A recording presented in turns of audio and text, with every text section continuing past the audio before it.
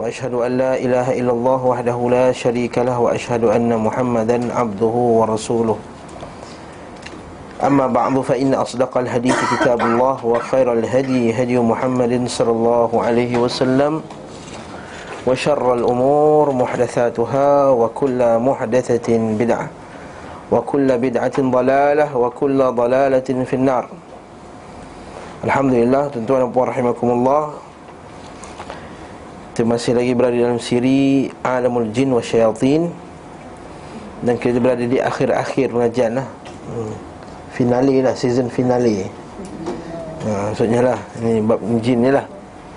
Dan kita pada hari ini insya-Allah kita akan menyelesaikan bab yang kita tak berjaya selesaikan pada kuliah yang lepas, iaitu bagaimana kita nak membezakan penyakit fizikal, iaitu penyakit yang kita kata al-amrad al-adawiyah, iaitu penyakit fizikal badan, sakit badan, sakit kanser, sakit bisul, sakit ni.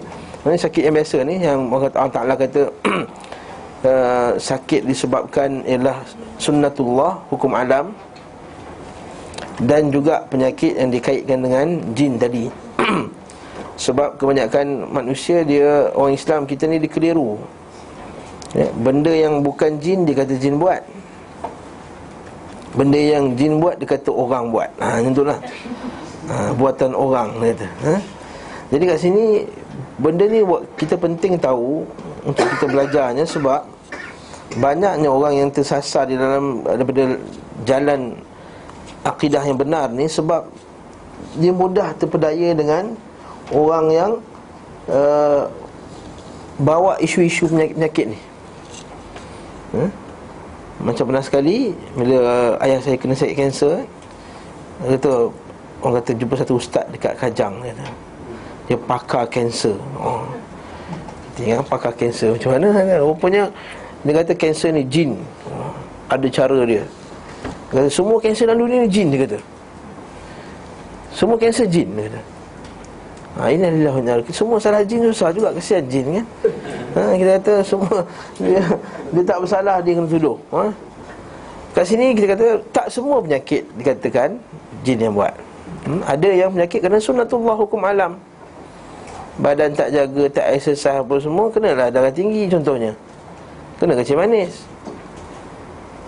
Terlebih exercise pula kena banyak penyakit lain contohnya. Barakallahu fikum. Jadi kita ni contoh penyakit-penyakit yang sunnatullah yang tak jadikan. Tapi cuma nak bezakan macam mana. Okey. Begitu juga nak membezakan antara penyakit jiwa yang memang penyakit dan juga gangguan syaitan. Seperti saya kata apa? Seperti penyakit lupa, seperti penyakit trauma, seperti skizofrenia, sekali penyakit Alzheimer. Nak bezakan penyakit-penyakit ni dengan juga penyakit roh, penyakit gangguan jin tadi. Apa beza dia? Okey, mari kita tengok apa yang telah dikemukakan oleh ulama kita dalam ni ruqyah.net ni. Jadi pertama sekali, soal yatabadar ilal adhan, soalan yang selalu timbul di dalam kepala kita, azhan, pemikiran kita, fi katsirin minal awqat, daripada banyak waktunya, kaifa nastati', bagaimana kita boleh, nampak nampak jelas kot ni, an nufarriqa, untuk kita membezakan bainal amrad al-adawiyah, penyakit fizikal tadi. Adawiyah ni penyakit badan lah. Wal amrad ruhiyah.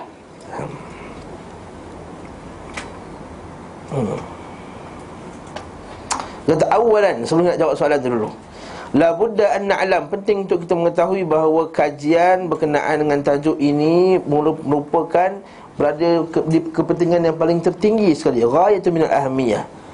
Kita penting tahu ni. Sebab apa? Nombor satu, yatarattab ala nata'ij halal al-fahm as-sahih min qabl al-mu'alij li tabi'at al-marad. Pertama, supaya orang yang mengubati itu faham hakikat dia, supaya dia tahu nak bagi ubat yang betul kepada pesakit dia. Yang kedua, dia kata ada mutakhabbut fi at-tashkhis mimma yuaddi ila nata'ij salbiyat.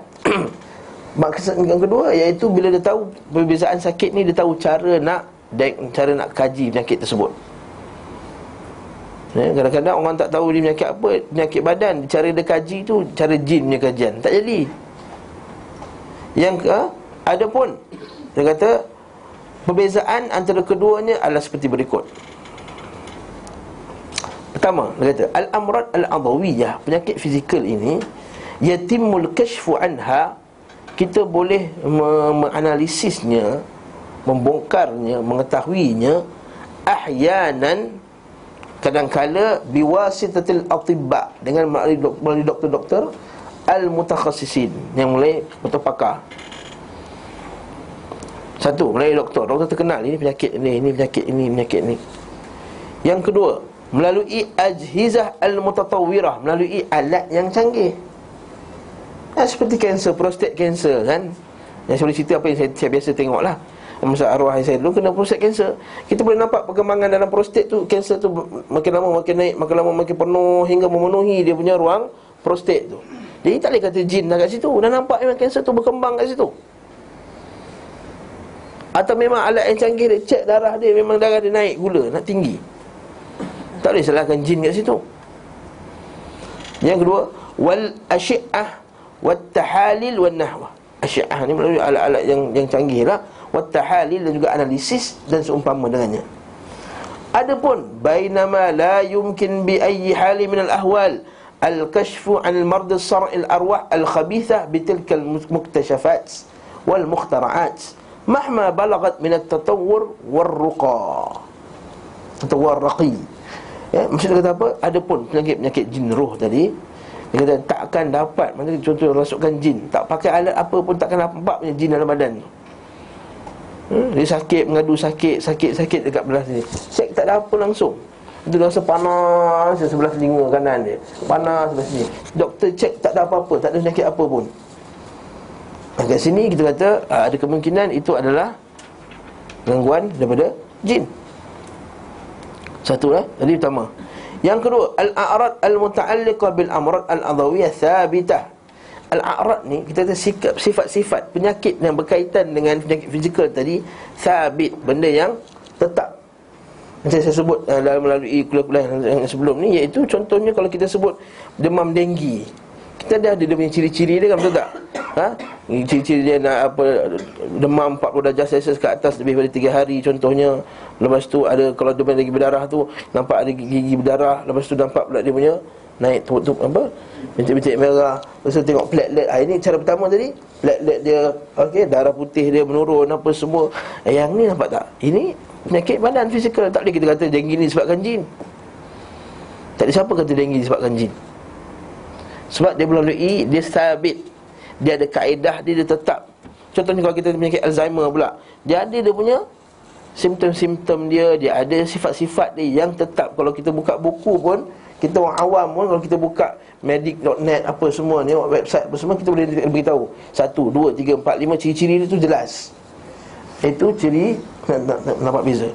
Adapun kata bihasbi naw'iyah wa tabi'ah kullu marad min al-amrad allati qad ta'tari al-insan, bermakna anna marad saratan misalan, kata contohnya kanser, lahu a'radahu addallah alaihi, menunai sifat-sifat yang menunjukkan berkenaan wujudnya penyakit tersebut. Wa hadhihi al-a'rad, sifat-sifat ini ma'rufah ladawil ikhtisas, bagi orang yang pakar, dia nampak, dia kenal benda-benda tersebut. Wa yastati'una ghaliban tashkhis al-marad, dan mereka boleh membuat analisa, pemeriksaan kepada penyakit tersebut. Dia boleh tengok, dia tahu kat mana dia nak apa tu, nak cek kat mana setiap kali sakit, kat mana nak cek. Betul tak? Kerana setiap kali, setiap bulan dia akan cek kawasan yang sama, nampak ada perkembangan penyakit tersebut contohnya, ataupun nampak ada kurang. Bina'an 'alaiha ma'a ijra'il fuhusat maksudnya pemeriksaan wa tahalil analisa al-mukhbariyah wa kadzalika taswir al-asyi'ah. Itu juga dengan taswir al-asyi'ah ni apa tu? X-ray dan macam-macam seumpama dengannya. Faham ya? Wa kadzalika al-amrad al-mutanawwi'ah al-ukhra. Wa amma al-a'rad al-muta'allaqah bis-sar'i al-arwa' al-khabithah, ada pun penyakit berkenaan dengan gangguan jin tadi, fahiya a'rad mutaqallibah. Nampak tak? Mutaqallibah, ini poin perkataan penting. Min hin ila li akhar. Mutaqallibah maksudnya kejap macam ni, kejap macam ni, kejap macam ni, kejap macam ni. Min hin, pada satu masa, li akhar, hingga masa yang lain. Nampak tak?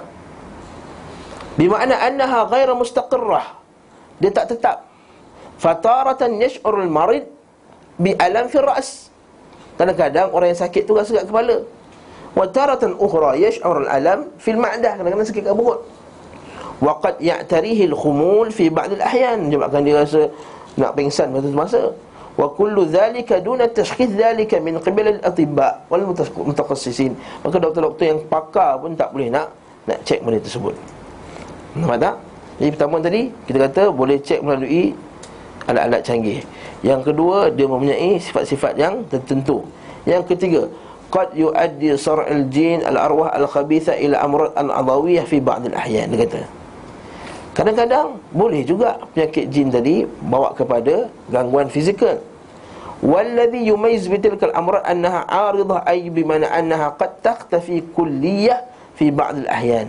Apa beza pula penyakit yang gangguan jin, penyakit fizikal kena badan, tapi gangguan jin dengan bukan gangguan jin.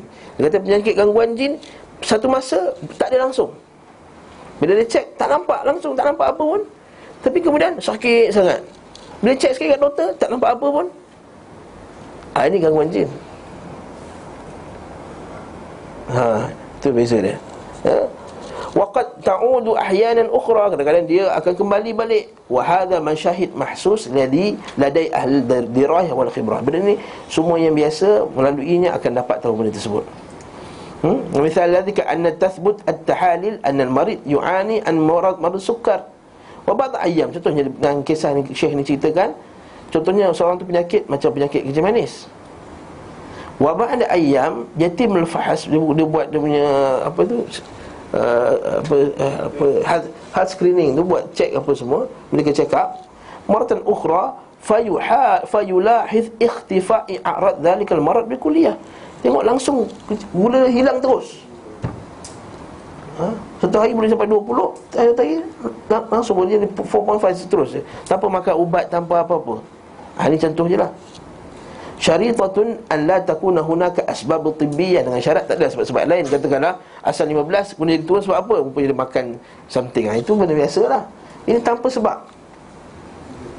Tiba-tiba saja. Ini contoh lagi. Okey.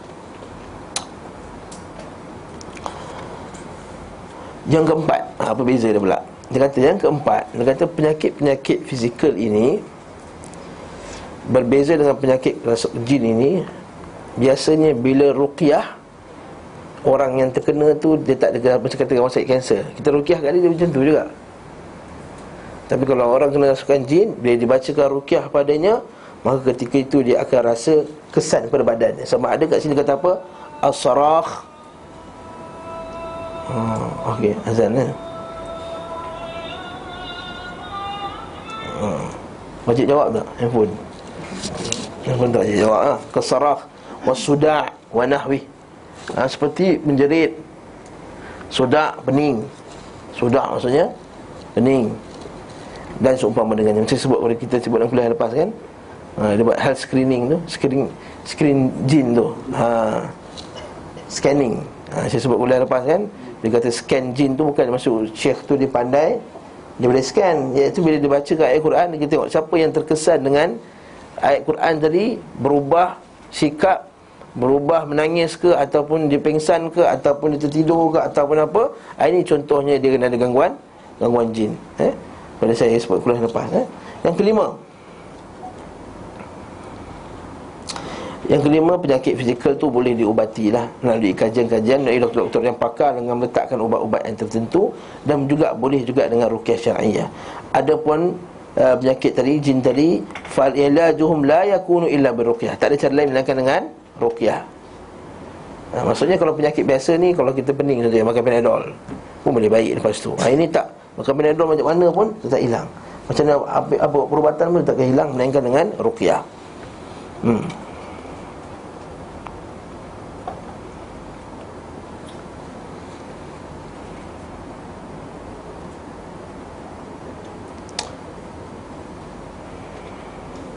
Sama lah, lebih kurang sama.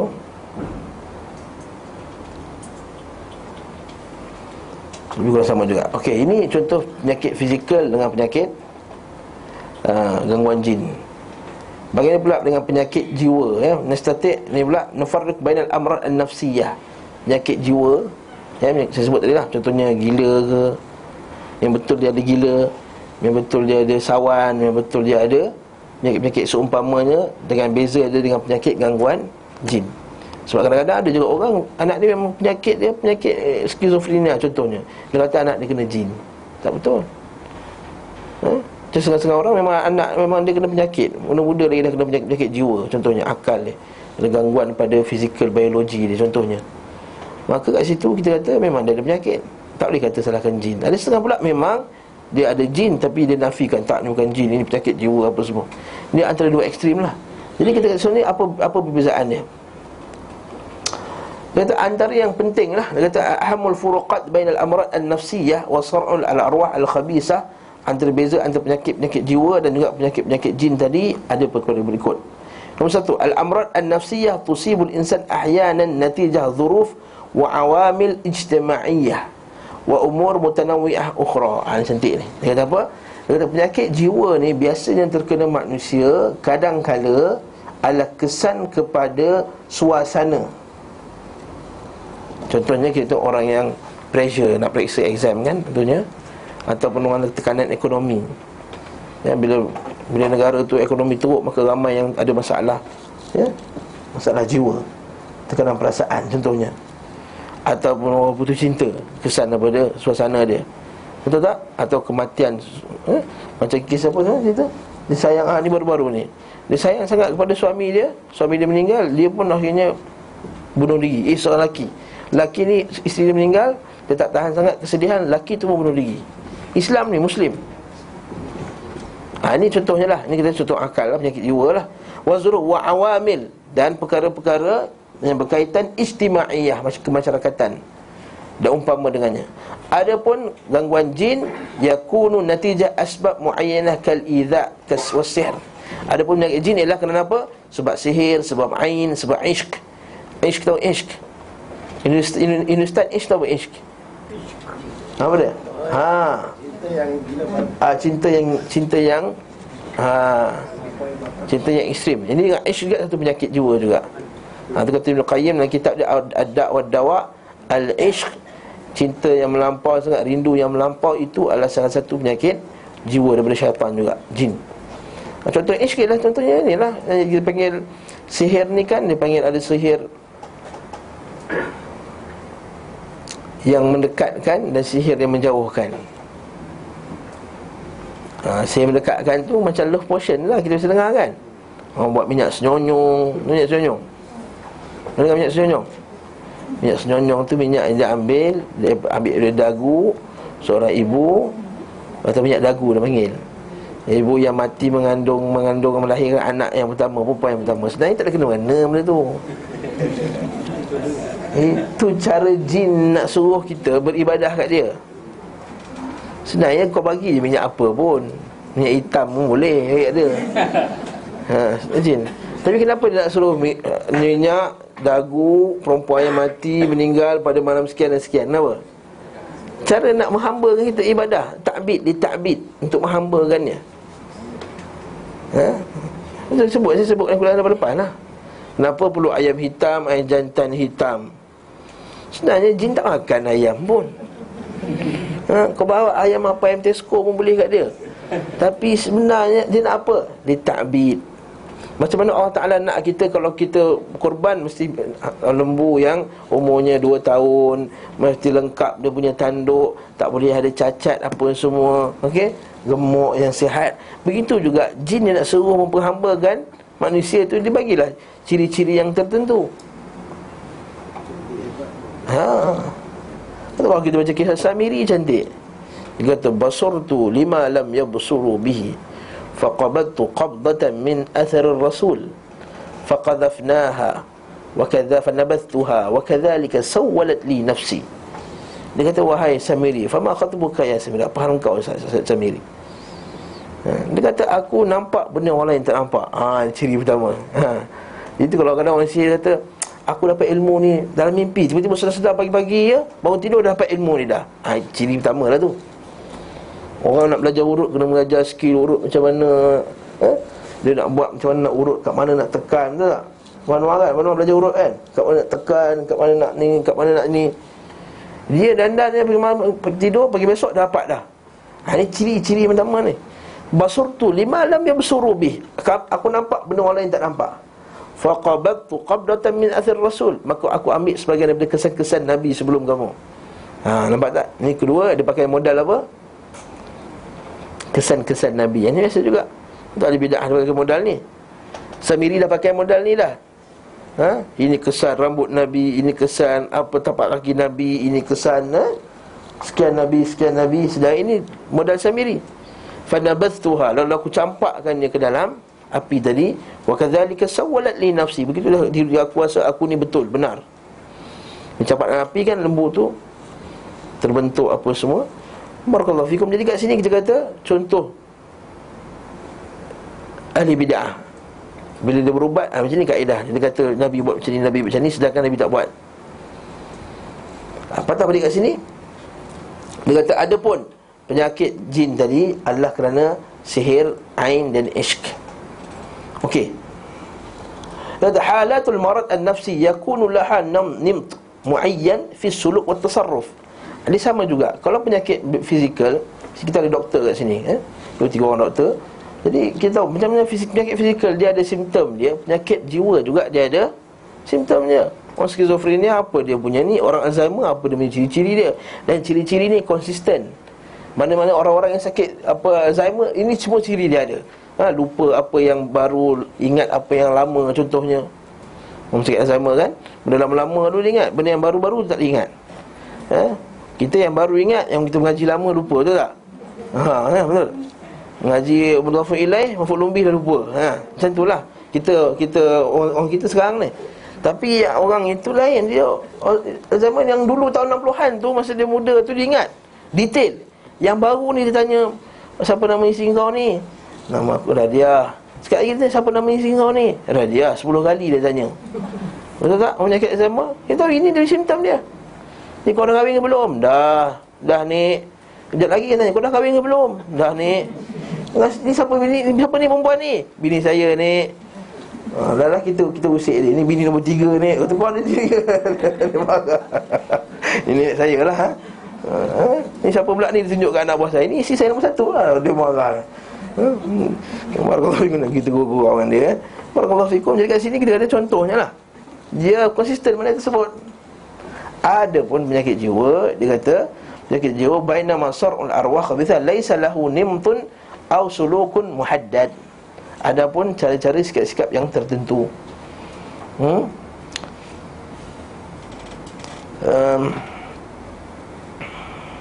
Itu juga yang poin macam tadi juga. Ada pun penyakit jiwa tak terkesan dengan ruqyah.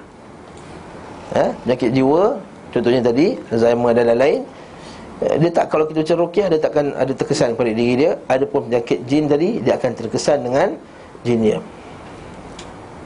Begitu juga dengan perubatan doktor biasa, dia boleh beri ubat-ubat tertentu.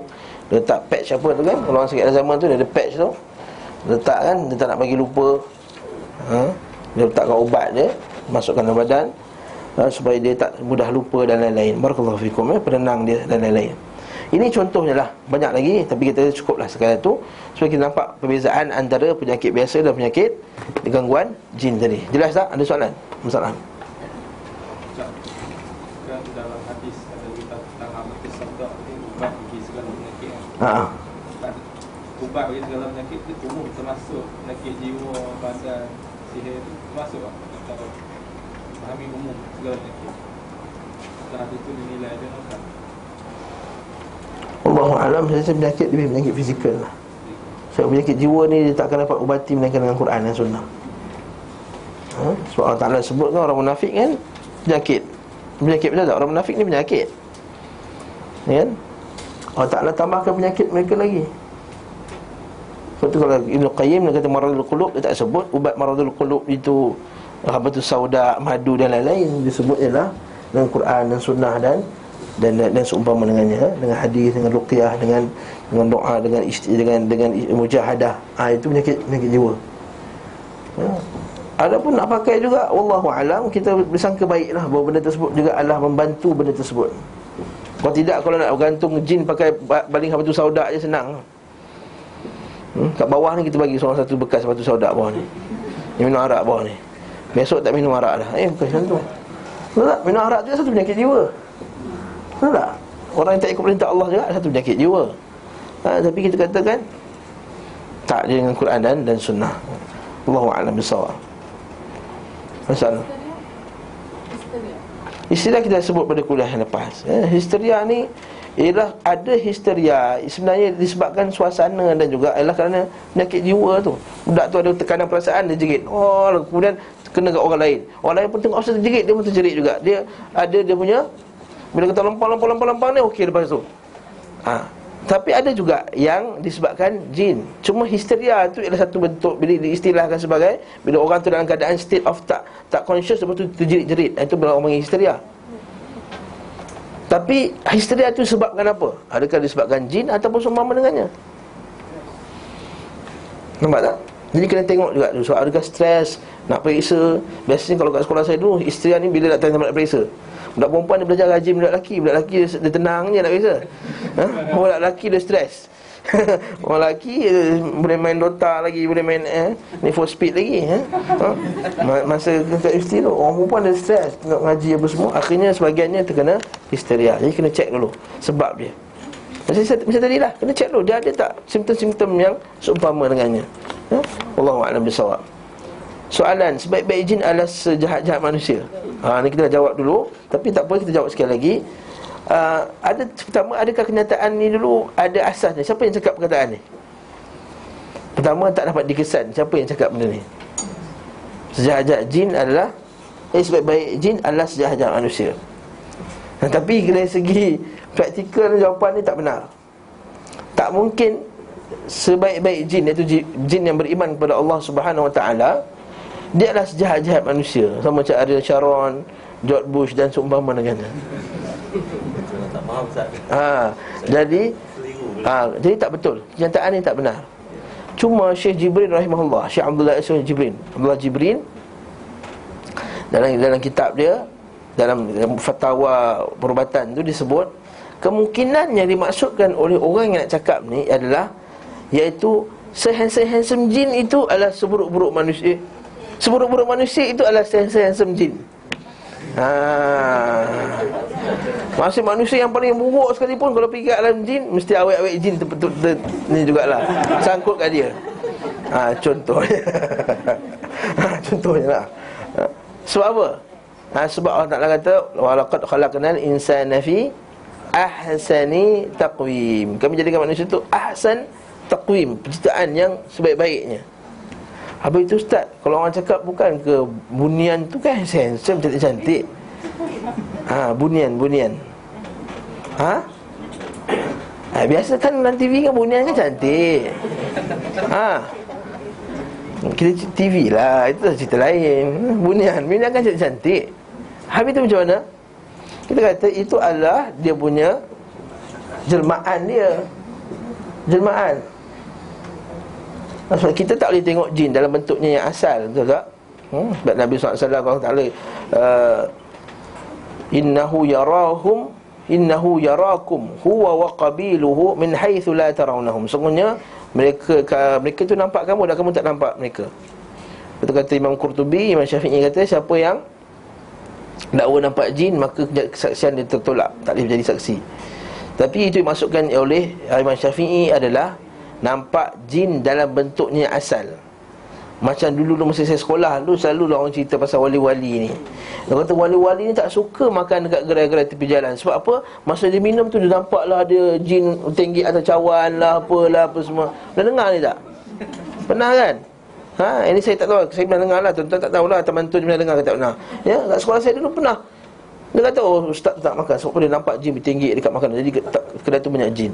Kalau siapa ustaz tu tertolak saksi, tak jadi saksi ustaz tu. Ada pun kalau dia menjelma dalam bentuk, contohnya dalam hadis yang sahih, dia jadi ular ada, jadi orang pun ada. Kalau baca sirah Nabi SAW, ketika berlakunya Bai'atul Aqabah yang pertama dan kedua tu, jin dia spy Bai'atul Aqabah tu, kemudian dia pergi report dekat orang musyrikin Makkah. Cuma masa tu jin sampai lambat, dia tak sempat tahu semua detail perjanjian Aqabah, cuma dia beritahu sikit-sikit saja. Sebab itulah orang musyrikin masa tu dia sedar. Benda ni ada dalam kitab Rahim Maktum, tuan boleh rujuk. Ini bukan sembang kosong. Ini dalam kitab Rahim Maktum dan kitab Sirah. Dalil bahawa jin boleh menjelma tak? Boleh. Bahkan bila Saqifah Bani Sa'adah, bila nak buat apa nak buatkan Nabi SAW, jin yang cadangkan supaya dibunuh. Bila nak pergi perang Badar, jin yang bagi menyamar jadi orang tua yang alim supaya memberi semangat kepada orang musyrikin untuk pergi keluar perang Badar. Jin tak tu? Jin bertukar tak? Bertukar dalam bentuknya. Cuma kita kata, lepas tu kita kata kesimpulan dia buat oleh para ulama', kalau kita baca kajian lah, dia kata yang jin itu boleh nampak hanya setelah dia berubah bentuk. Jadi kata Syekh Jibril tadi, balik pada soalan tadi, kemungkinan dimasukkan tadi, Syekh Jibril dia cakap apa? Kemungkinan, bukan benda yang pasti 100%. Atas dasar ayat tadi, Allah Ta'ala jadikan manusia itu sebaik-baik penciptaan, maka boleh kita katakan, dia kata sehandsome-handsome jin adalah seburuk-buruk manusia. Macam itulah. Dia kata sebaik-baik jin tadi, sebaik-baik jin adalah seburuk-buruk manusia. Tapi bukan sejahat-jahat, mustahil. Mustahil. Sebab dalam Quran Allah Ta'ala sebut ada jin juga yang masuk syurga. La yamassuhul insun wala jan. Allah Ta'ala sebut dalam syurga nanti wanita-wanita bidadari ini tak pernah disentuh oleh jin dan manusia. Maksudnya bahawa jin akan masuk syurga juga. Jadi tak sama antara tadi kenyataan tadi, perlu diulang kaji balik. Wallahu ta'ala alam bisawab. Soalan juga ni. Ini dua tajuk ni. Permissibility of nasyid, zikir, konsert, apa semua Habib. Okey, lepas kuliah. Ke bukan soalan saya ni. Bukan, apa benda ni? Apa benda lah Habib ni? Aku cerita pasal jin ni, tak ada kena-mana Habib. Tapi nak suruh jawab boleh, tapi tak nak jawab lah. Ustaz lain jawab. Okey, apa kita nak buat sebelum nak pergi kepada orang nak berubat? Ini satu benda soalan yang penting juga. Apa yang kita kena pastikan pada orang yang nak berubat kita tu? Kadang-kadang kita asal orang sebut ustaz je pergi, mujarab je pergi. Asal nampak kata dia baca bismillah, dia baca bismillah ustaz. Betul tak? Ada sekarang tu dia baca Quran lah ustaz. Saya tanya, awak hafal Quran ke katanya? Dia baca auzubillahi minasyaitonir rajim, bismillahirrahmanirrahim. Macam Quran. Kalau kita tanya dia, awak hafal Quran semua ayat ke? Itu yang berlaku. Jemaah yang taklim ni. Dia buat, ustaz ni isteri saya ni ambil, dia tunjuk, ini isteri saya guna dekat rumah. Kaf ha ya ain sad, ain sin qaf, alif lam mim, apa dah? Lalu kemudian bawah tu dia terbalikkan. Kalau kaf ha ya ain sad, sad ha ya ain, terbalikkanlah.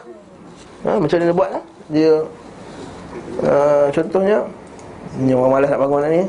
Kita kat sini ya. Dia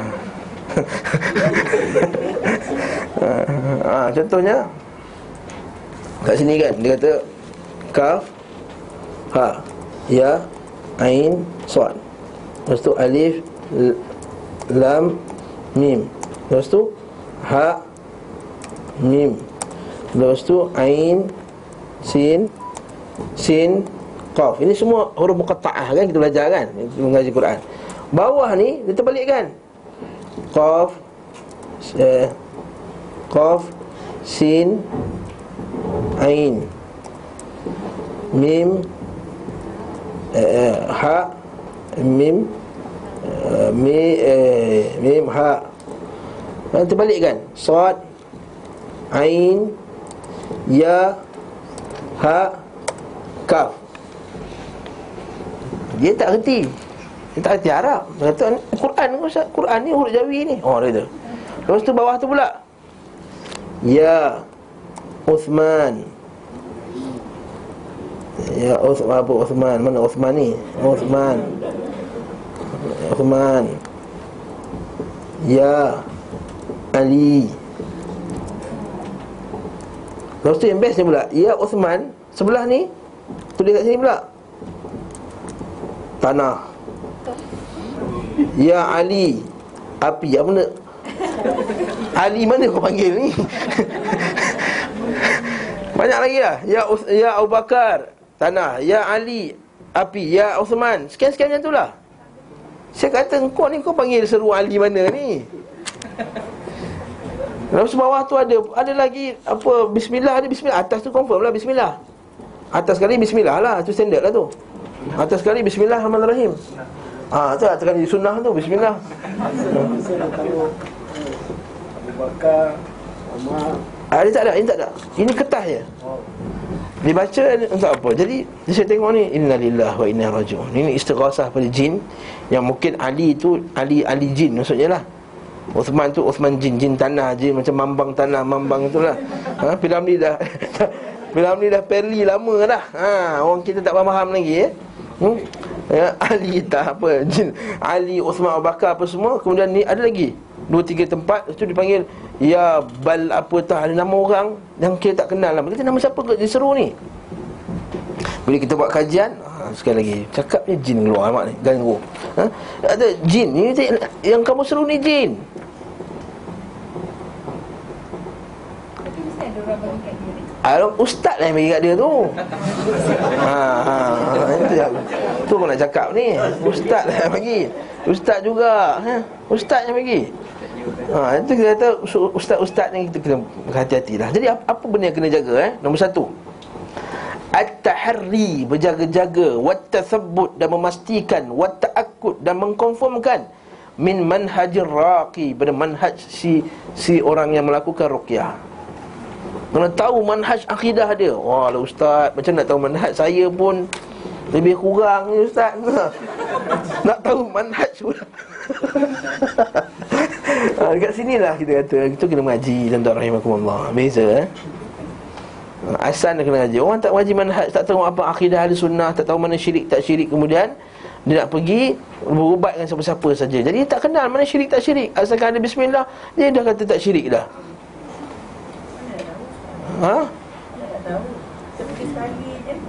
Kita kenal lah ustaz sekian tu buat ruqyah. Tengok siapa ustaz ni, tengok dekat sini dia, apa ceramah dia, apa dia punya akidah dia, ahli sunnah ke ahli bid'ah. Kalau ahli bid'ah, tinggalkan dia. Utruku, kata ulama, utruku, tinggalkan. Kamu semua tinggalkannya. Nak kenal macam mana? Kita kena tahu kalau ustaz mesti ada ceramah. Kalau ustaz dia mesti ada benda yang dia ajar. Mesti kita boleh lihat kepada anak murid dia, mesti kita lihat pada perwatakan dia, mesti kita lihat pada buku-buku yang dia baca dalam rumah dia. Dia datang rumah, dia tengok semua tamar jalis semua, tak payah datang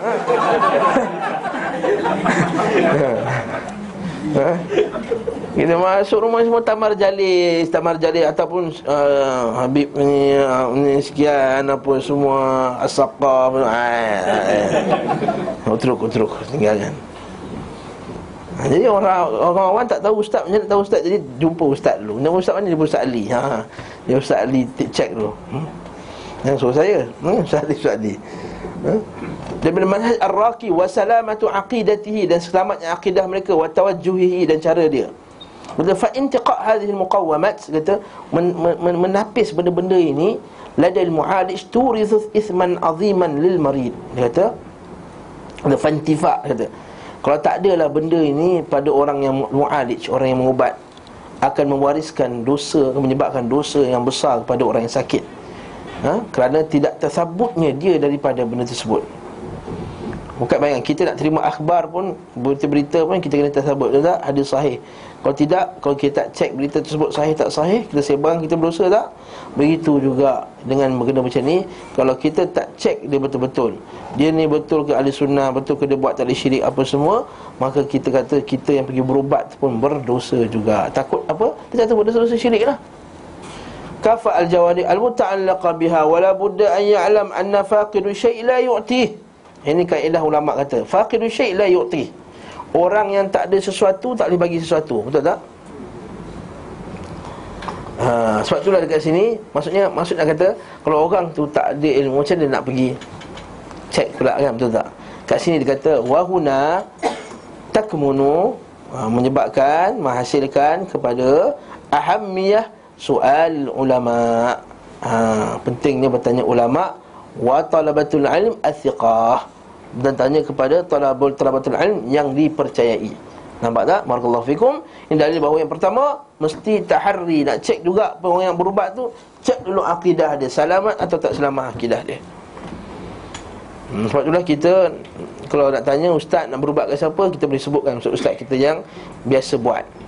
Kalau yang lain kita tak kenal, wallahu a'lam bissawab. Tak kenal, tak tahu macam mana, kita buatlah dengan cara kita sendiri. Kita ruqyah dengan cara sendiri. Al-hadar min istijabati lil 'ammah fima yakhtas bil ilaj aw al-mashwarah. Kata al-hadar, berjaga-jaga daripada istijabati lil 'ammah, ikut orang awam. Orang awam semua ramai pergi kat satu tempat tu. Tak sebut nama lah. Rupanya buat benda-benda pelik. Saya tak sanggup tunjuk video kat sini. Sebab ustaz tu terlampau terkenal dan terlampau orang siqah kat dia. Dia ada cara ubat gigi. Macam tu nak boleh ubat gigi, tak payah pakai doktor gigi dah. Terus nah tak payah pakai doktor Rana sekali.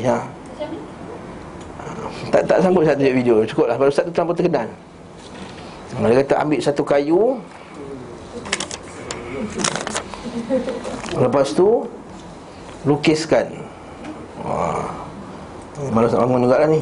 Kita pakai lukisan. Apa dia pakai apa? Pin. Contohnya dia buat macam ni.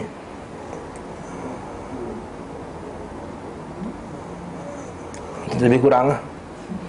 Tulis sini dekat sekeping papan. Ambil kayu apa? Kayu apa? Dengan apa kayu apa tu? Bukan.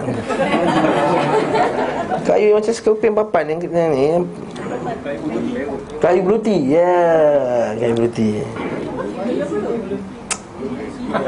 Tak kenal lah. Tak ada kayu lah. Kayu 4 segi tu, rectangle tu, panjang sikit tu. Buat ni atas kayu. Ambil paku, bacakan jampi tentu yang dia akan ajar-ajar. Saya tak ingat, saya tak peduli jampi apa dia buat tu. Ambil tu ketuk, pam, dekat lubang yang pertama ni. Bantai sini, cok, lukis satu. Tak baik lagi, bantai kedua, gelebung. Masa bantai tu niat gigi sebelah kanan atas, kanan.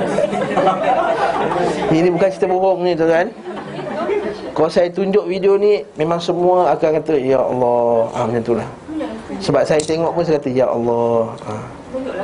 Tak tunjuk. Cukuplah siapa, kalau tahu siapa yang buat ni, tinggalkanlah. Kita bukan nak jatuhkan orang. Kerja kita bukan nak jatuhkan orang, believe it or not kan, replace bukan. Tu tak boleh tunjuk sekali.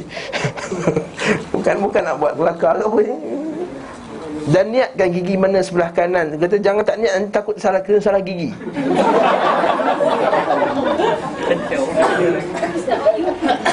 On YouTube. Ya Marsila. Mujarab.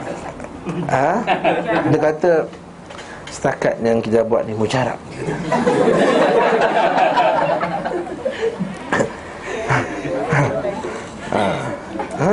Dah cukup dekat tu je. Yang ni oleh ustaz tersebut. Ustaz ni Masya Allah terkenal, ribuan hadir dekat tempat ni untuk berubat. Tak tahulah saya. Jangan bagi saya hint kat saya. Jadi kat sini contohnya. Ini contoh kita kata, ini mana dapat ni? Masya Allah. Ini nak masuk dalam nak ruqyah, bukan ruqyah. Nak kata innalillahi wa inna ilaihi raji'un. Kita bukan seperti tak tahu sama dia dulu dia dah taubat ke, wallahu alam lah. Masa tu dia muda lagi. Dia buat benda ni. Wallahu alam. Yang juga saya ni Ustaz Ali lah. Mula kita saya tak percaya, betul ke ustaz? Betul ke? Dia tengok tengok ni. Dengan makan nasi Arab, dia tunjuk gambar video ni. Ustaz, jadi kalau kita nak hantar ruqyah, kalau ustaz Quran Sunnah, seperti siapa?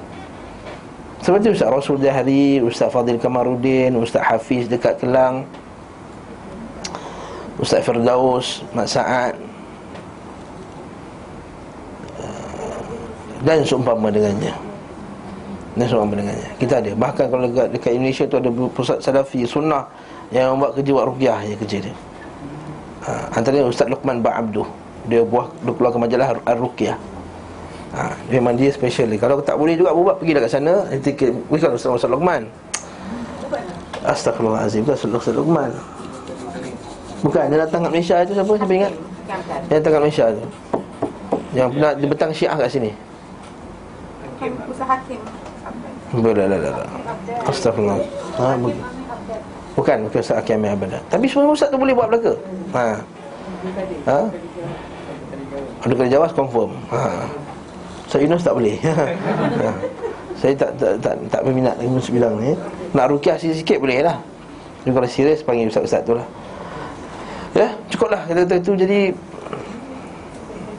hati-hatilah, jangan termasuk dalam macam benda tadi tu.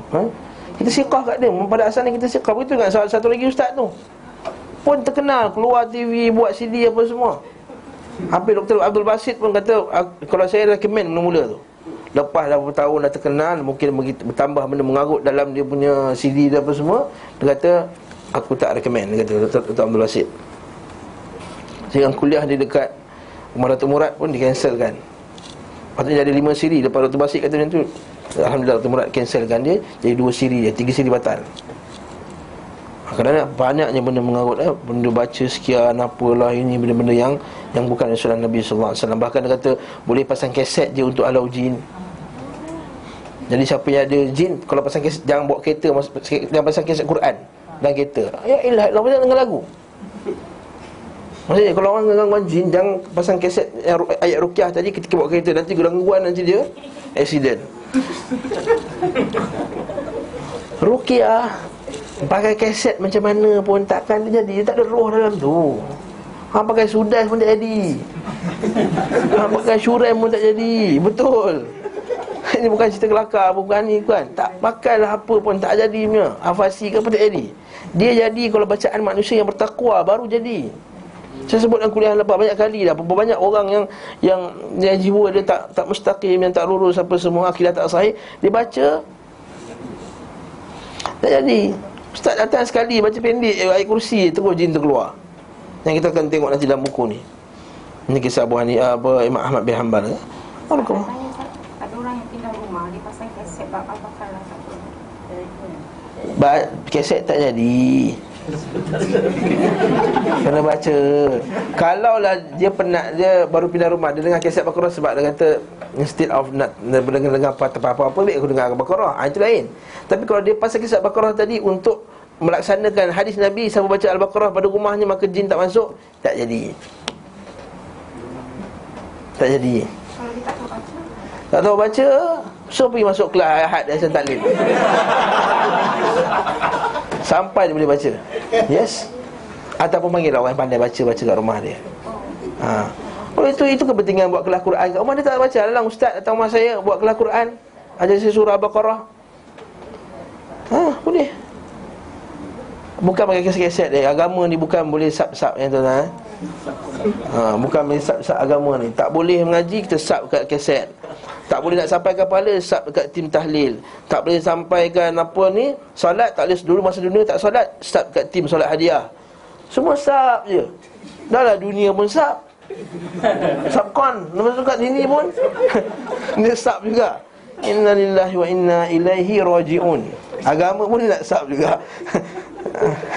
Ini bukan cerita kelakar, ni cerita dunia realiti. Nombor 3 pula, yajib al-haras ala usul al-aqidah wal 'audah ila kulli masail allati qad tashakkala 'ala al-musab ila al-ulama wa talabat al-'ilm.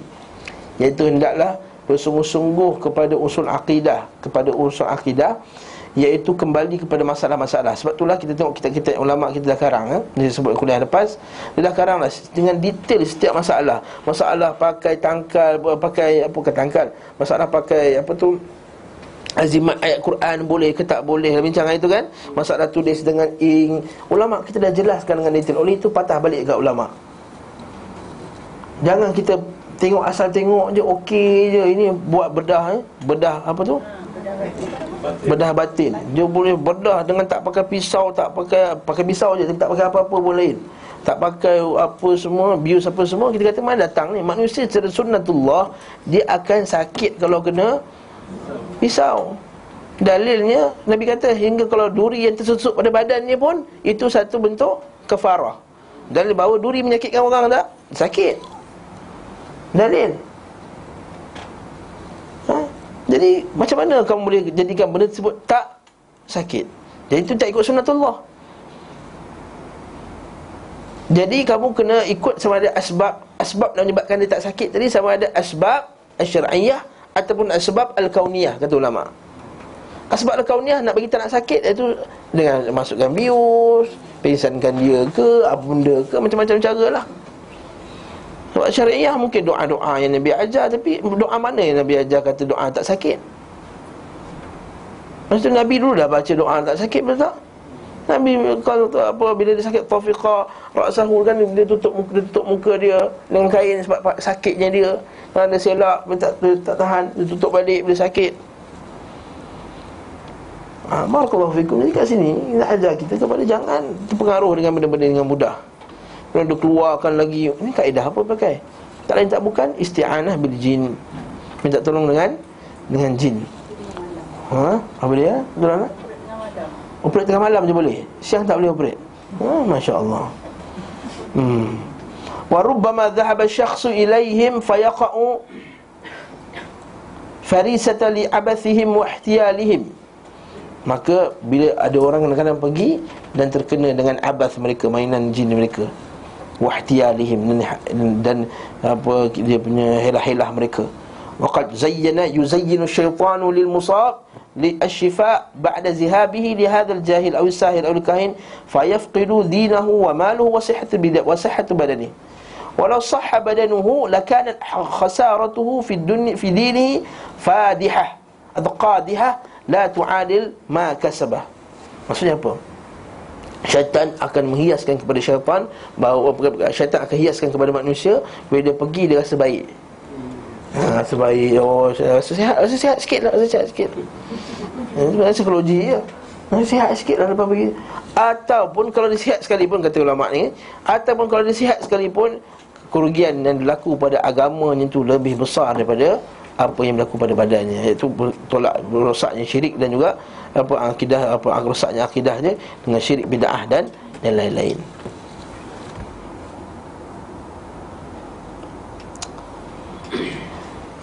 Jadi kata kat sini apa yang kena ada? Dia kata kena ada sihatul aqidah, ikhlasul amal. Dia kata antara benda yang pelik, dia kata pada kurun yang ke-20 ni, dia kata zuhur fi'atun minal mu'alijin lam taktafi bi jam'il mi'atun minal riyalat. Tujuan dia apa? Tak cukup dah kumpul ribu ratus rial lah, tak cukup. Fahasb bal ta'adda dhalika li tahsilil ulufat, bahkan nak dapat ribu-ribu. Baru ni air imam pula tu, air doa imam dah keluar dah, tengok. Air doa imam, air 30% Zam-Zam, 70% RO.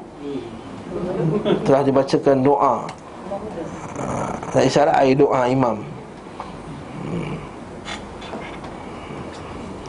Cuba kita kata litahsil ulufat, kata wa min dhalika ma wasalani wa ta'akkadu li khabar ahadul mudda'ina mimman afqadahu al-mal li ladzatil iman fa'ama basarahu wa basiratahu wa lam yadhuq ta'man li halawatil iman wala fahman li hadits Rasulullah sallam al-muslim akhul muslim. Maka hilanglah, kata antara sikap dia, jangan jauhi ialah orang yang nak tamak ni, nak duit apa semua, berubat dengan satu sesi 300.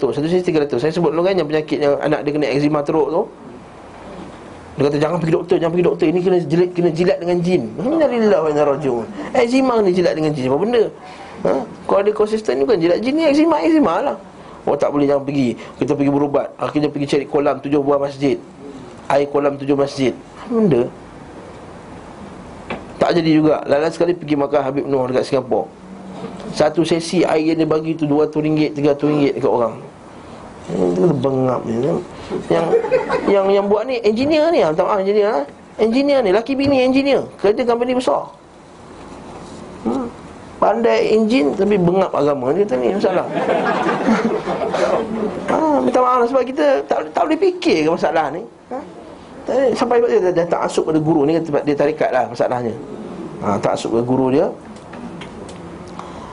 Okey. Nampak? Apa lagi? Dia kata al-ilmu syar'i. Kena tengok orang tu ada ilmu syarak yang betul. Engkau dah tahu masalah ni boleh tak boleh, ini sunnah tak sunnah. Yang kedua al-madhhar wasamtul islami, cara luaran ni dengan pakaian Islam. Tapi ini semua sekarang dah, ini dah tak boleh tengok dah. Semua dah pakai macam ustaz dah sekarang. Minta maaf sebutlah. Yang berubat asalnya pelakon terus jadi pakar, terus dia orang panggil ustaz. Innalillahi wa inna rajiun. Aksesori Ustaz. Aksesori Tapi ala kulli hal, kalau nampaklah padanya benda pelik contohnya kan, tiba nak pakai rantai, pakai tangkal, jauhkan teruskan lah contohnya. Wa makna hadza itlaqul lihya. Tak ada janggut pun tak boleh kat kata ni. Wa taqsir thawb, pendekkan baju, tak payah labuh dia kata. Wa dzalika min umurin ukhra ma'a iltizam fi tatbiq al-amali qadar al-mustata' li nusus al-kitab wal sunnah. Itu tengok diikut suka Quran dan sunnah juga. Tak. Sebab apa? Mustahil lah orang yang suka bid'ah, syaitan akan ikut syaitan tu lagi suka kat dia sebenarnya. Ahli bid'ah bila dia buat ruqyah baik, syaitan tepuk tangan, cantik dia kata. Bagus bila ramai orang boleh ikut bid'ah dia. Sebab tu boleh jadi baik. Jin pun keluar dengan suka hatinya. Aku akan keluar dengan senang hatinya. Belum dibaca lagi jin dah keluar lah. Sebab walaupun dia tak kautim. Kalau kautim tu itu isu lain, itu yang paling teruk sekali, itu syaitan. Maksud kautim tadi, maksudnya kautim ni maksud dia dah pakat dengan jin. Ini cara yang pertama, iaitu dia dah pakat dengan jin, masuk pada Faris ni. Faris pun tu kelang kabut, tak jumpa bomoh, semua tak boleh ubat jumpa bomoh ni. Bukan bomoh ni lah, bomoh lain lah. Dia kata, kau kena buat sekian-sekian, ambil ayam sekor, bagi pau 3 biji, apa semua. Lepas tu berubat. Lepas tu kata jin, dia kontak jin dia, keluar kejap lagi 5 minit hang keluar. Jin pun keluar. Oh baik, ustaz ni hebat. Hebat. Ini satu lah, ini paling teruk lah. Cara kedua, dia tu ahli bid'ah, pengubat tu ahli bid'ah. Walaupun dia tak pakat dengan jin, tapi syaitan sendiri akan pakat dengan jin tersebut. Faham tak? Faham tak? Mungkin ustaz tu dia tak pakat dengan jin, dia tak sampai tahap jahat macam tu lah. Tapi sebabkan dia tu pengamal bid'ah, tarekat yang sesat tu, tak Naqsyabandiyah apa semua, bila dia buat ruqyah baik orang tersebut. Ini ala qadarillahil kauni, qadar Allah Ta'ala di sisi kauninya. Ya, qadar, kita kata qadar ni ada kauni, ada syar'i kan. Yang kauni ni Allah Ta'ala izinkan berlaku, sedangkan Allah Ta'ala tak redha. Jadi kat sini izinnya memang baik. Dia sebab syaitan suka lagi. Sebab apa? Orang ramai kata, lihatlah kepada ustaz yang ahli bid'ah ni. Orang tak sebab ahli bid'ah, yang tarekat sekian dan sekian ni, maka nampak dia buat orang baik. Lalu ramai orang datang pergi kat dia, orang kata dia ni ustaz yang bagus apa semua. Akhirnya orang ramai kan terpengaruh. Innalillahi wa inna rajiun. Maknanya kedua, itu pentingnya kita walaupun baik, tapi hati-hati, takut nanti orang kan pergi ke ahli bid'ah tersebut. Orang baru masuk rumah pun dia tahu, saya dah tahu hajat awak. Itu yang level 1 lah itu. Itu yang kontak kita punya qarin. Itu yang paling teruk. Al-muhafazah ala faraid wan nawafil, tengok dia jaga fardu dan juga sunat. Al-wara' wat tuqa, jaga wara'. Maksudnya tengok bila ada pesakit wanita, dia tak ada lagi nak bergatal-gatal lagi, tak ada. Lagi dia minta jauh, minta dia punya mahram dia datang sekali, bacakan sekian apa semua. Wat tawadhu' wa khufdul janah wal bashashah wa rahabatu sadri. Maksudnya tawadhu' wa khafdul janah, tak belagak, wal bashashah, dengan suara dengan muka yang apa, yang ceria, yang lemah lembut, wa rahabatul as-sadr, dan hati yang baik. Al-mantiq wal hadis, dia juga faham hadis apa semua dengan Nabi SAW. Dan seterusnya, at-ta'amul ma'an nisa', nampak, wa mimma yajib al-ihtimam bihi min qabalil marda ta'amul mu'alij ma'an nisa' wa la urid an util al-hadis fi hadha al-mawdu' haitsu safa ataran lahu fassala fi hadhihi silsilah al-qawaid al-muthla li'ilaj. Maksudnya kat sini dia kata, kalau tengok orang perempuan tu, tengok tak ada tak digunakan apa kesempatan untuk nak pegang perempuan tu, satu badan dia, nak pegang puha dia, nak pegang dia begini apa, cuma tak. Nak ruqyah tak perlu pegang pun tak apa. Nak ruqyah pun duduk situ, saya baca kat sini, a'udzubillahi minasyaitonirrajim, baca macam tu. Dia dah terkesan dengan ruqyah dah. Tak perlu nak kena pergi kat muka dia, a'udzubillahi minasyaiton. Tak perlu. Ruqyah tu simak, dengar, jin yang dalam tu dengar, bukan nak kena tenyeh kat muka dia. Nampak? Ini kita tu benda yang biasanya tersilaplah orang dalam masalah ni. Jadi suila Kita baca fatwa Syekh yang terakhir ni. Su'ila fadilatul Syekh Abdullah bin Abdul Rahman Al-Jibrin as-su'al tali. Kenapa banyak Syekh Jibrin banyak? Sebab dia yang banyak jawab soalan ni. Bukan kita kata ulama lain ta'lim masalah ni, tapi ketika hidup dia, sebab dia tu sendiri dia kena ain. So Syekh Abdullah Al-Jibrin dia sendiri kena ain. Macam kalau dengar suara dia, a'udzubillahi minasyaitonir rajim, ceramah dia. Kau dengar tak Syekh Jibrin? Kau dengar suara dia pelik, sangat pelik. Orang macam manusia ke apa ni? Dengar Syekh Jibrin ceramah? Ada ke tak dia Syekh Jibrin?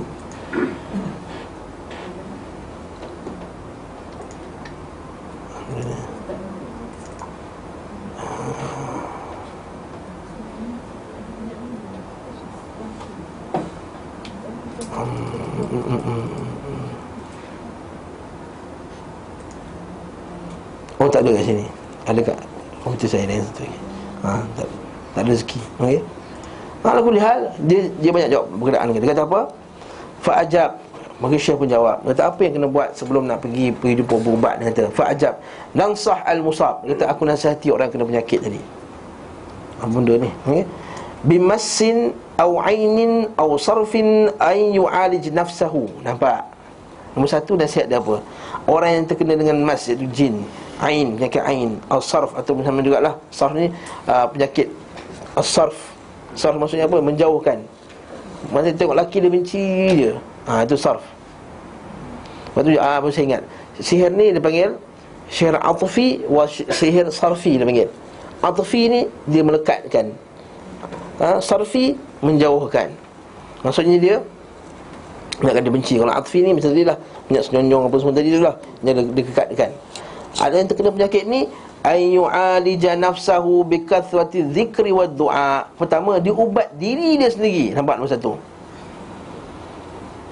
Sebelum nak pergi ke orang lain, patutnya berubat diri sendiri dulu, dengan zikir, doa, taubat, istighfar, amal saleh, dengan waqafatul qurubat, banyak buat amalan saleh, min sedekah, banyak sedekah, puasa, haji, umrah, tilawah Quran, apa saja yang bawa manfaat kepada orang Islam, dan minta dia bertaubat dari segala maksiat dia dan jauh daripada segala kejahatan, wal mukhalafat, dan secara salah perbuatan mukhalafat, ya, pelanggaran syariat tadi, wa hajrul usad, dan menjauhi orang ahli maksiat. Nampak? Hajr, dia kena hajar. Hajar usad maksudnya kena jauhi. Wa ahlul malahi, dan orang-orang yang lalai. Ahlul malahi, orang main muzik dan seumpamanya. Wal aghani, penyanyi. Waswar, dan gambar. Wasuhf al-majinah wal aflam, dan suara-suara yang teruk ni. Wal aflam al-habitah, dan filem-filem yang buruk, yang tak elok, yang lucah-lucah, yang tak gambar tak elok kan. Wa kullu ma yad'u ila syarr, apa saja bawa pada kejahatan, au yadfa'il ma'asi, maksiat. Wa dzalika lin anna al-istishfa' bi kitabillah, kena berubat dengan kitab Allah wa sunnati Rasulullah sallallahu alaihi wasallam, innama tanfa' ahlul iman. So ni itu adalah ubat yang sebenar-benarnya. Allah Ta'ala kata, qul huwa lil ladzina amanu hudan wa shifaa. Sesungguhnya katakanlah wahai Muhammad, sesungguhnya Al-Quran itu bagi orang yang beriman itu adalah hudan wa shifaa. Hudan, petunjuk, dan juga syifa. Walladzina la yu'minuna fi adhanihim waqr, adapun orang yang tak beriman, fi adhanihim waqr wa huwa alaihim ama, ada penutup kat telinga dia dan keadaan dia buta. Allah Ta'ala sebut lagi dalam Quran surah Al-Isra, wa nunazzilu minal Quran ma huwa shifa, itu adalah syifa wa rahmah, dan rahmat bagi orang beriman. Wala yazidudz zalimina illa khasara, Allah Ta'ala tidak menambah kepada orang zalim melainkan kerugian. Okey, dan kedua, wa nansahu an ya'taqid wa yajzam bi anna kitaballah ta'ala huwa syifa wad dawa an-nafi'. Dia kena beriman bahawa Al-Quran itulah sebenarnya syifa, sebenar-benar syifa. Ini kita kata yakin tadi, bukannya kita try lah. Mana tahu jadi. Tak ada. Jadi tak jadi tu Allah Ta'ala, kita kata dia jadi sebenarnya, cuma dekat engkau dia tak jadi kemungkinan. Dia jadi. Wala yashukku wala taraddad fi athari naf'ihi, jangan kamu syak dan jangan kamu berasa berbolak-balik tentang bahawa benda tersebut akan beri manfaat. Wala yaj'alhu katajribah, jangan jadikan dia sebagai satu bentuk testing saja. Tajribah, try and error. Wa nansahu an yakhtar minal qurra ahlut tuqa, dan pilih pembaca-pembaca yang bertakwa, wal wara' wa quwwatul iman wal khawf min Allah, dan takut kepada Allah. Wa nansah wal muslimin wala yadhhab ila an-naf'iyyin alladhina ja'alu ruqyah hirfah. Jangan jadikan kepada orang-orang yang macam ini, orang yang menjadikan ruqyah itu satu profession. Sebenarnya cakap ni Syekh Jibrin kalau baca fatwa ada semua, dia hampir banyak benda dibenarkan. Banyak benda dibenarkan. Saya sebut dulu kan, yang tulis atas pen tu dibenarkan. Ruqyah dengan tak pakai Quran dengan hadis, tapi pakai dengan sendiri punya ayat, asalkan tak ada syirik, dia benarkan. Banyak dia yang tak sama dengan Syekh bin Baz dan Syekh Uthaymin, yang agak lebih strict dalam masalah ni. Syekh Shalih Fauzan contohnya. Tapi nampak tak? Last kali kata apa? Tapi jangan pergi kepada orang yang jadikan benda ini tempat cari makan. Hirfah maksudnya satu kerja profession. Ya'kuluna ma'aha amwalan nas, makan harta manusia. Fa inna ta'thirahum qalil, kesannya sedikit. Wallahu a'lam. Tapi ustaz pergi baik juga tu. Saya kata syaitan yang suka tadi. Ada tak fatwa saya, fatwa masyayikh. Allah Ta'ala alam. Jadi jelas tak masalah ni? Jelas sangat dah. Jelas sangat dah. Alhamdulillah. Jelas sangat tu. Alhamdulillah. Saya dengar memang ruqyah ni tak perlu buat pegang lah. Tapi biasanya orang yang sakit tu yang nak tengok, baru rasa selamat, baru rasa yang benda tu baik. Kalau orang yang sakit tu, kalau ustaz tu ada pegang ke ada, ya, kalau orang macam tu ustaz, kalau dia pegang, ya, saya sebut tadi, kata tak semesti kena pegang, kata tak semestinya. Saya tak kata jangan pegang. tak saya ada orang yang akan rasa ustaz ni akan boleh bagi ruqyah kalau kita buat something, baca-baca jampi contoh. Oh alamak, Saya tak faham soalan. kan sebab Saya tak tahu betul saya. sebab saya pernah dengar lah ada ustaz, ada seorang ustaz ni dia buat ruqyah. Dia kata sebenarnya ruqyah ni tak perlu nak just baca mana-mana pun kita boleh sampaikan. Ya, Tapi betul.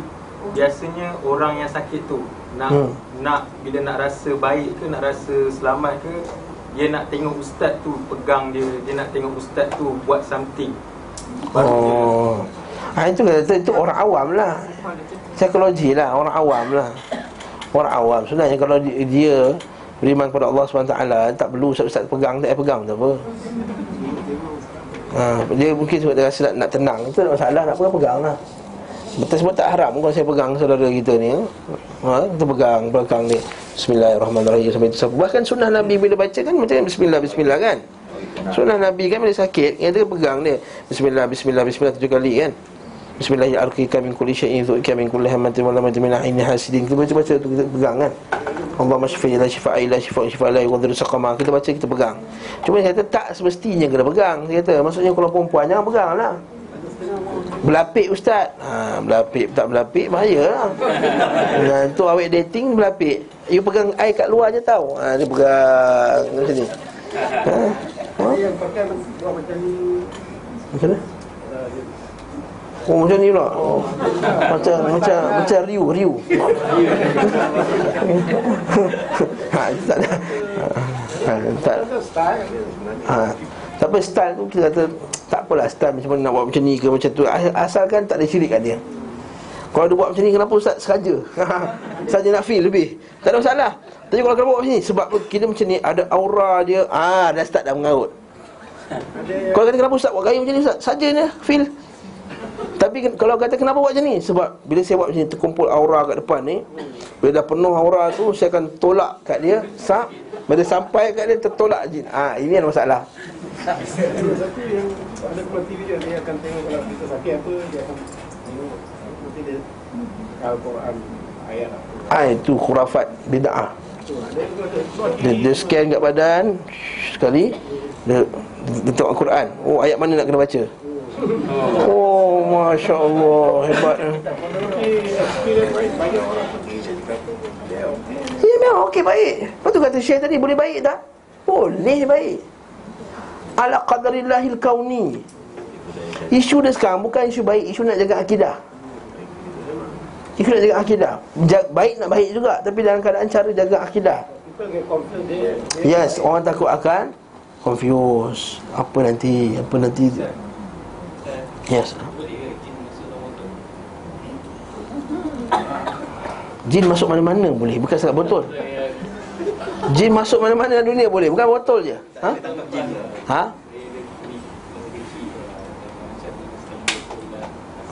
tangkap jin. Jin ni bukan kerja kita tangkap jin. Kalau boleh lah jin ditangkap. Saya dah pergi dekat bawah ni, saya tangkap semua jin-jin bawah ni. Sebelum masuk kat pintu, kita tunggu ramai-ramai kat depan. Mana jin masuk, sap, masuk betul, sap. Semua tak selera minum arak bawah tu. Tak selera, air kosong je ni. Kalau boleh lah jin tu buat macam tu, saya kata kan. Syaitan tu adik-beradik jin. Jadi kita tak nak macam tu. Kita bukannya hakikatnya bukan macam tu. Boleh tak tangkap? Boleh. Nabi SAW dalam hadis yang sahih, Nabi pernah cekik jin. Nabi kata, kalau aku tak teringat doa Nabi Sulaiman, iaitu jadikan aku kerajaan yang tak ada kerajaan pada orang yang lain. Jadi aku dah lama dah aku akan pegang jin tu, bagi besok aku tunjuk susah kuat kat gua. Ni jin ni, nampak? So mengalir air liur dia. Bila kena cekik dengan Nabi SAW, mengalir air liur dekat tangan Nabi SAW. Kat sini apa? Boleh tak? Boleh sebenarnya. Nak buat boleh, tapi kita tak, adakah itu kerja kita? Tangkap jin? Tak. Allah Ta'ala suruh berlindung daripada jin. Allah Ta'ala suruh tangkap jin. Kalau boleh tangkap, Allah Ta'ala suruh tangkap lama dah. Betul tak? Sebut dalam Quran, Allah Ta'ala tangkaplah jin yang cuba mengganggu kamu dan campakkan dia jauh-jauh. Tak ada faedah. Kalau kamu suka dalam botol, kita boleh keluar tak? Bismillah Ta'ala dia boleh keluar. Siapakah Harut dan Marut disebut dalam Quran? Ini dua malaikat yang Allah Ta'ala turunkan kamu ke bumi. Allah Ta'ala nak uji. Itu pendapat yang rajih. Ada kata jin lah, ada kata inilah, ada sihir. Kata itu dua malaikat, tapi yang zahir nas, iaitu dua malaikat yang turun ke bumi. Dia nak uji manusia. Dia kata ini ialah sihir, maka jangan kamu jadi kafir bila kamu belajar benda tersebut. Cuma dia datang nak tunjukkan ini sihir. Macam ustaz-ustaz kita sebut kadang-kadang, inilah sihir. Orang buat macam ni depan ni. Jangan pula bekas tadi tu, gambar tadi dia buat kat rumah. Ustaz sikit gigi ustaz, tak ada duit nak jumpa apa ni. Sebenarnya saya buatlah lukis ni. Pam. Saya ajar, saya tak bersalah. Saya tunjukkan benda yang berlaku, bukan saya suruh buat. Jadi fala takfur, jangan buat macam tu. Macam tu juga malaikat Harut dan Marut tadi. Dia tunjukkan ini sihir apa semua. Jangan buat macam ni. Mau buat macam ni nanti sesat. Maka orang tadi, orang Yahudi, dia ambil juga benda tersebut dan dia amalkan. Itu Harut dan Marut buat kerja dia. Allah Ta'ala alam bisawab. Wallahu alam. Kuliah last kita akan tengok hikmah Allah Ta'ala ciptakan syaitan.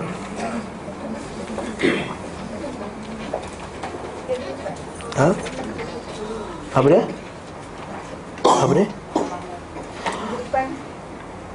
Last sekali dah, bab 6, hikmah dijadikan syaitan.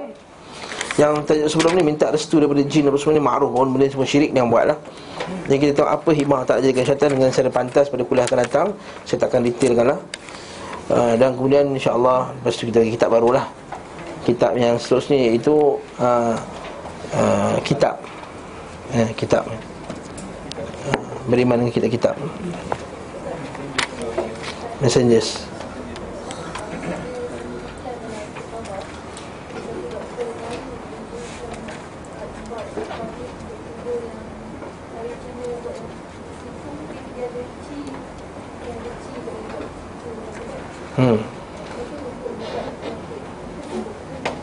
Wallahu alam. Cigong apa semua, bagi saya tak tahu, saya tak kaji bagi saudara kita boleh, dia Cina. Cigong ni apa?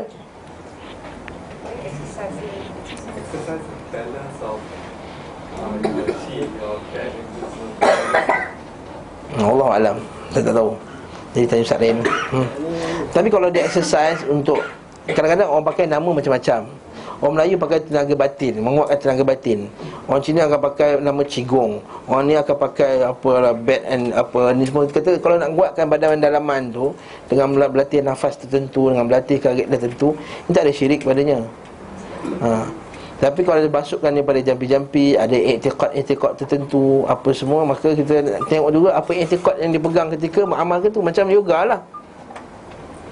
Yoga kalau kita saja buat gerakan macam ni, macam tu, macam ni, sekadar nak style, tak ada masalah kat situ. Tapi padanya kalau ada kepercayaan lain, kena kosongkan pemikiran, kena apa benda semua ni, apa semua itu, benda tu semua tu, ni padanya ada unsur-unsur i'tiqad yang kita kena kaji, kena detailkan, baru kita boleh keluarkan hukum. Dan keluar fatwa, masalahnya benda tersebut ada masalah. Jadi kat situ bukan semua pengamalan-pengamalan fizikal ni kita kata boleh secara mutlak. Hatta silat pun bukan semua secara mutlak ha? Kadang-kadang kita kaji juga semua sebahagian yang dikata bila masuk saja unsur dalaman, unsur ada petapaan apa semua, maka ketika itu dah masuk unsur akidah. Bila masuk unsur akidah, kita kena kaji balik dengan detail masalah tersebut. Wallahu a'lam bissawab. Minta maaf. Soalan tak ada?